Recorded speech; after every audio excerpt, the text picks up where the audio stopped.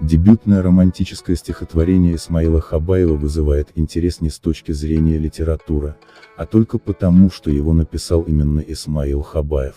Кто бы мог подумать, что эта романтическая кривая выведет юного поэта на такую поэтическую прямую, что в исторических жилах народа должна была застыть кровь, если бы только его вены не были подвержены тромбозу.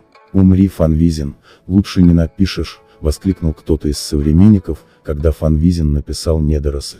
Если бы только Хабаев написал всего лишь 2 стихотворения «Безмолвная речь Зелимхана», который лежит поверженный на этой фотографии, от лица 13, было бы достаточно, чтобы говорить не только о жизни, но и о бессмертии. Абрек Зелимхан и Алибек Хаджи Алдамов Исмаила Хабаева — это чеченский дух в состоянии протоплазмы, жертва не знает пределов и не имеет равных. Чеченские слова можно перевести на русский или английский языки, но как перевести чеченский дух, чеченскую стыдливость и недомолвку?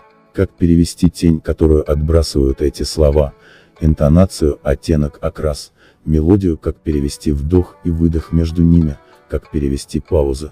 Дистанция между дебютным стихотворением, пронизанным духом романтизма и энциклопедией чеченской мятежности и одновременно умиротворенности была не длинной. Догадывался ли ученик гимназии Исмаил Хабаев в далеком 2005 году, что совсем скоро он как поэт шагнет за границы собственных намерений?